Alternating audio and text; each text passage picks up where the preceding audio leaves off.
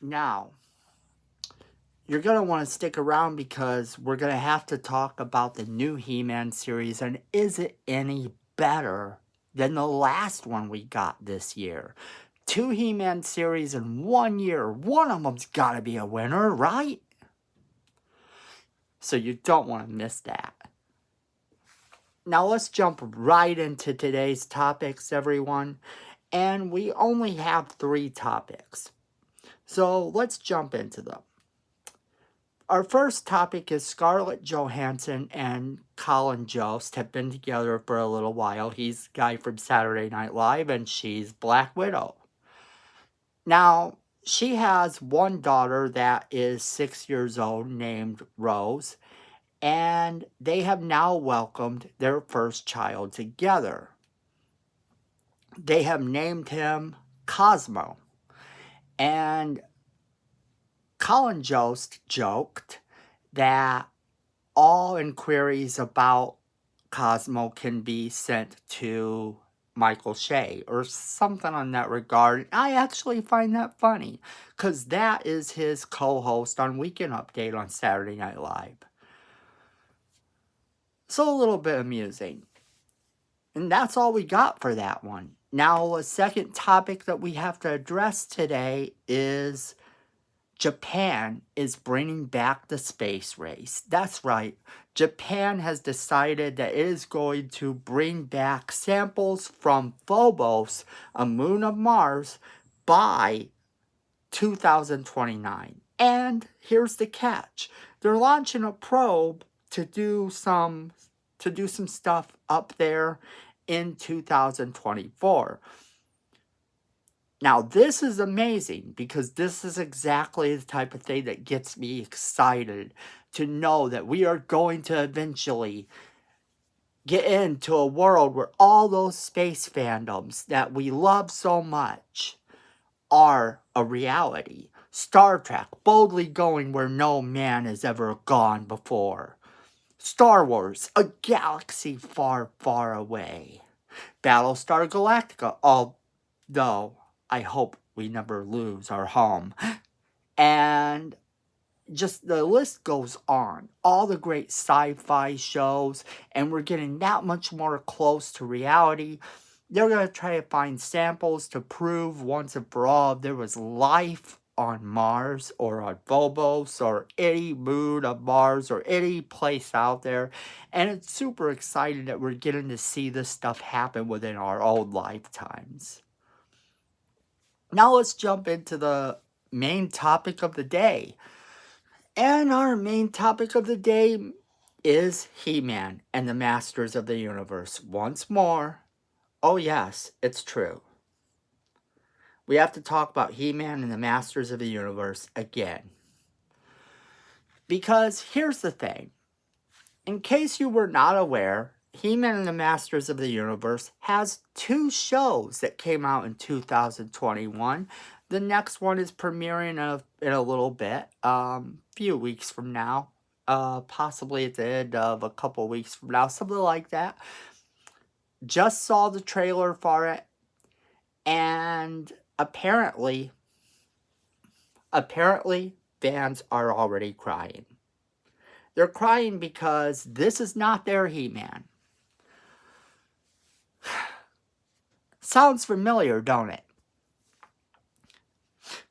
Okay, so let me put it in perspective. The He-Man that Kevin Smith did was based on the toys. The He-Man that this show is based on the cartoon. Now, the difference here is that they updated the cartoon much the way they once tried to do before. Now, a lot of people fail to realize there were, in fact, 3 different He-Man cartoons that came out. You had the original, which coincided with the toys and was meant to market and sell more toys. This introduced some of the stuff that we grew to know as our He-Man. Well, then you had the second series of He-Man, which was in fact He-Man in space. That's right, He-Man went to space. And, well, he was in space. But a more futuristic He-Man, where you had things that didn't look right, things that were completely different. You had characters we'd never seen before, and a whole bunch of other things like that. And I never really gave that show a fair shake, to be honest. When that show came out, I just wasn't around to watch it. So I can't judge that show harshly one way or another. It may have been an amazing show. It's on my list of things I might eventually try to watch. Now, that being said, then we had the other reboot. The reboot that a lot of people do in fact consider to be one of the better He-Man shows out there. Although that still had a lot to do with the 80s cartoon. It changed up a couple things, and some of that stuff became definitive. But that stuff is not the toys, so that stuff is not Kevin Smith's area or the comic books that came with the toys. So what does this series keep? Well, this series keeps Keldor as the uncle of He-Man, as the uncle of Prince Adam. And this is because he is the brother of the king. In the scene where we first see him in the trailer, he goes, "Come on now, Adam. You haven't forgotten your dear Uncle Keldor, have you?" And it's just really funny to watch him say it, because it is a trip down memory lane. It is something you remember. It is something that if you watch the cartoons that you did pick up on, that you did see out there. Now that's where the differences end, because this is a new Adam. And I say this is a new Adam because it looks like they tried to bring this He-Man in the future type of vibe to it.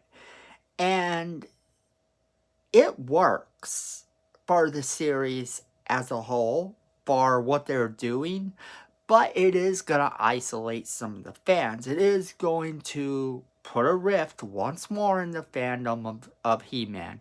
And that's sad. It's sad because you have to realize that these are not the He-Man cartoons for you.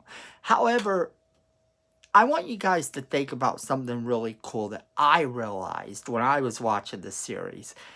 And that is that, in fact, even though it's a sequel to the cartoons, and it's well, they don't exactly say it's a sequel to the cartoons, although I tend, based on the look, to think that it's a sequel to the cartoons, and it would be that.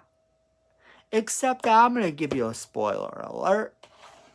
And that is that I actually find it to be a little bit more reminiscent of the beginning of this movie.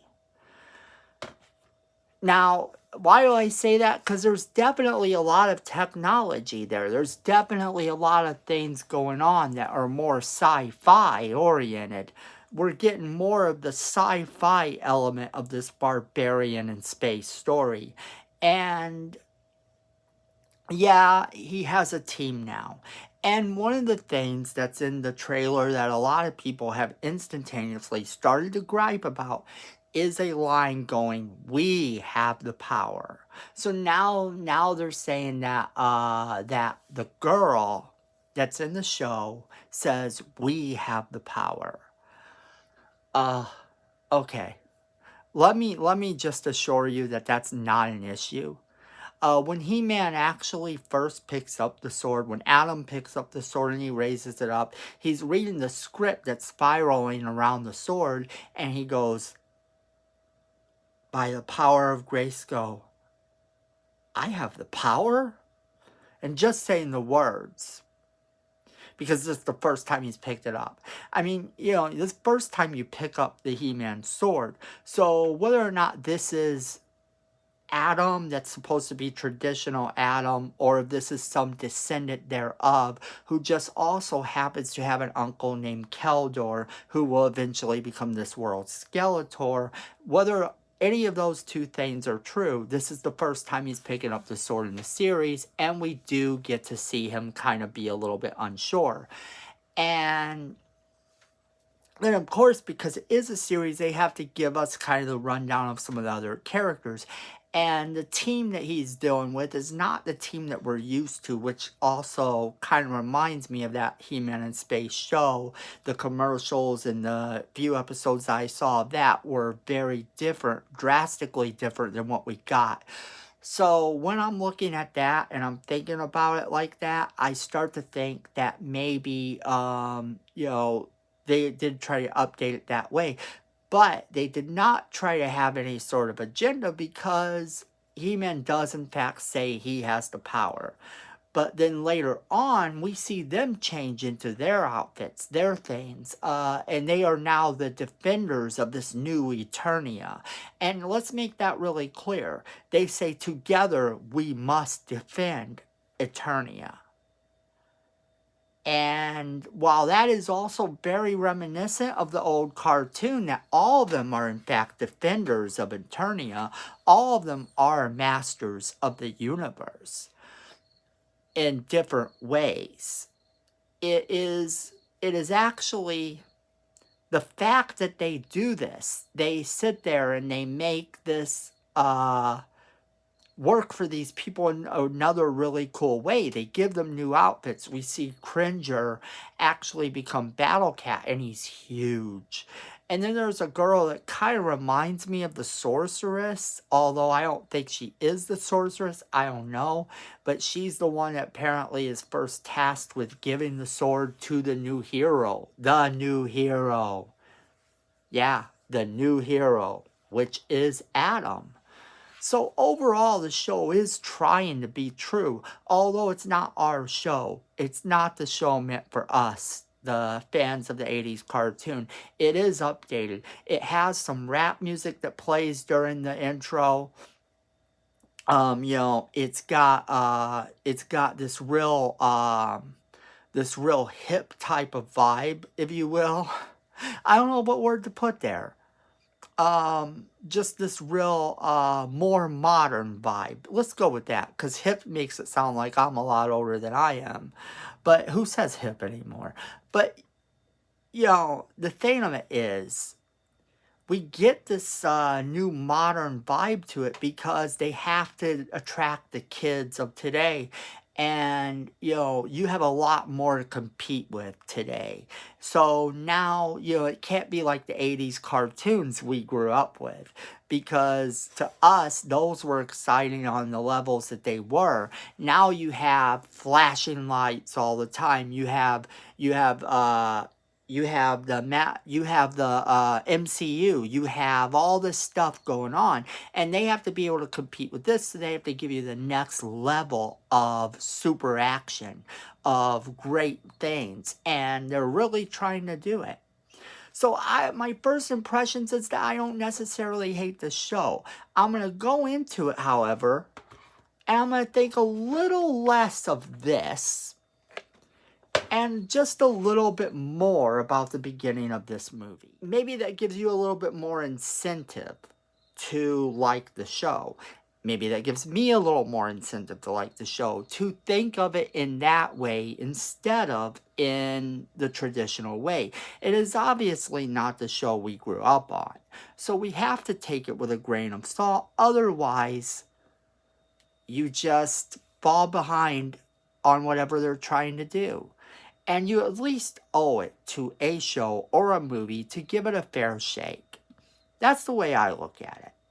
At the end of the day, it's always about what the creators had in mind, and maybe it's not for you, but you lose if you don't at least give it that try.